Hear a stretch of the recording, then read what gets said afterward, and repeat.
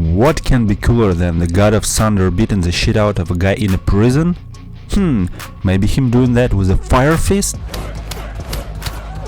Or maybe you are more shooting a minigun at a helicopter while riding a train kinda person.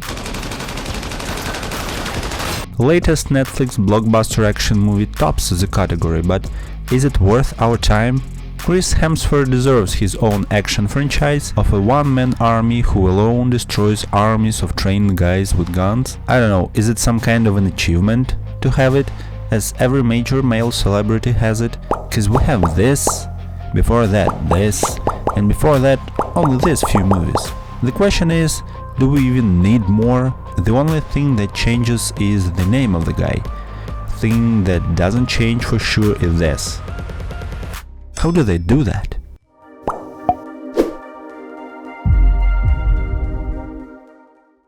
But whatever, we have what Netflix gives us, and for me personally, Netflix movie label means that a movie is pretty weak, if not worse. I don't know how they managed to get there, but lately their movies aren't so good. Though I must mention that Netflix still knows how to hire talented and skilled filmmakers, though the end product sometimes really questionable. Even though the first Extraction movie wasn't top-level competitor, but still good enough to get a sequel.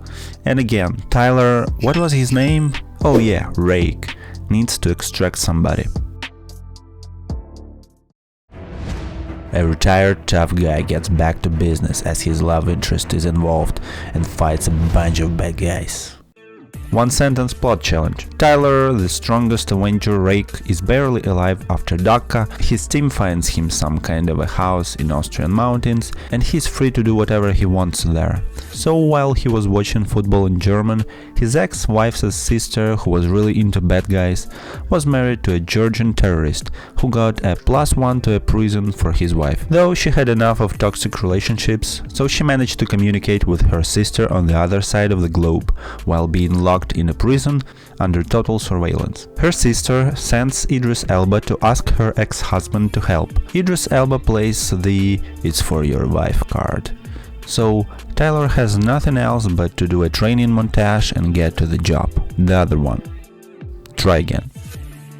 Tyler, Hulk is my bestie Rake, infiltrates the prison and extracts his wife's sister and her kids. During that he fights a lot and does the Burning Man scene. The Georgian husband catches up with them and gets killed. After that we have a long action sequence which looks more like a cutscene from a game than a movie, most definitely dying in real life. They survive a train crash and take a flight to an Austrian safe house. Though the son mourns his father, so he reads out the coordinates to his uncle, an even more dangerous Georgian terrorist who immediately executes bro code. He gets his gang and somehow gets a real arsenal of weapons to the Austrian capital. After that he raids the building where Tyler is, kills this guy, takes the son of his brother, alongside destroying half of the Austrian police with rocket launchers. Tyler, still not in the Fast and Furious movies Rake, brings sister to his wife. There they have a pretty awkward conversation as for me. She was like, "Why didn't you stay?" And he's like, "I couldn't." Though he saved her sister, so she forgave him for leaving her. Mr. Bad Guy had enough of this movie, so he calls and says where to find him. Tyler, Commander Rake, brings his own rocket launcher this time, and as the film is close to the end, the main villain didn't put in a defense line, so Tyler makes some noise. This guy puts a bomb on a kid and makes him kill Tyler, but the kid is no killer and Nick, Tyler's work colleague, comes in the right moment to save the day. Tyler, God of Thunder Rake, has his crucial last fight and after that gets to the prison second time in this movie. But later he is rescued by Idris Elba, who is like, "You owe me," and in an even deeper voice adds, "My name doesn't matter, what matters is who I work for." Well, in the end, an average action movie plot. Please subscribe, there is a lot of content on the way, and my goal is to reach 1000 subscribers. When a stunt coordinator directs a movie, you know that action will be great. Every stunt and action moment in this movie is made with one purpose and only one: to look cool. Starting Prison Break and ending The Last Encounter, every fight is looking very well made.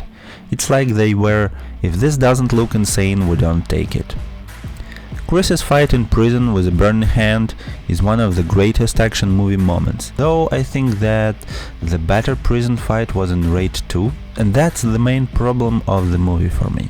They bet on action and stunts, and even though they look good and talented, they are still not better than Raid or John Wick. The train sequence is something very interesting.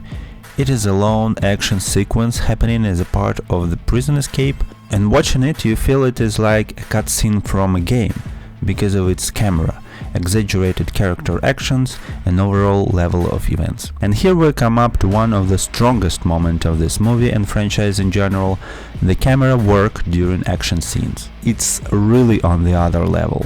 The creativeness of camera movement is insane. During regular shots it's not so obvious, but during action it blows your mind in a good way. It's not something innovative in general, but the level of execution of camera movement during action scenes saves this movie and kinda brings it to its place.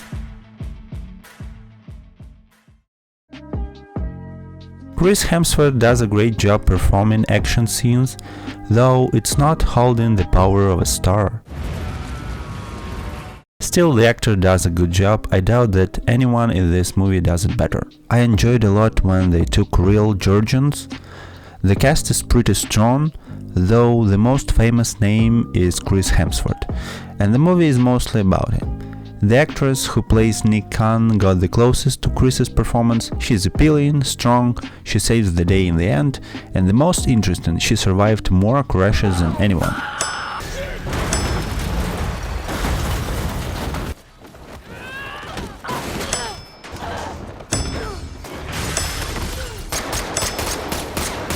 But the other guy was only shiny during regular scenes, where he could joke around, but during action scenes, for me he was plain. The Georgian actor who plays Zurab, he is terrifying and strong, but still missing something, as he is a stereotypical antagonist. It's good that Idris Elba is here for only a few minutes, because he definitely steals the show. The sister showed a solid performance. It will bring her some new roles for sure, and we can only wait how she will show herself in future. Eventually, the circumstances to watch this movie are pretty specific. Watch this if you want to watch some action movie. You don't want 90s classics and want something modern. You have already watched John Wick and Raid. This is 100% popcorn movie. You wouldn't watch it for a romantic evening. Here you would get tons of actions and fights on a decent level. If you have an evening, you may watch it. I rate this 8 out of 12. Still good, but not the best, as I would describe it. In general, I enjoyed it, but don't think that I will want to watch it again.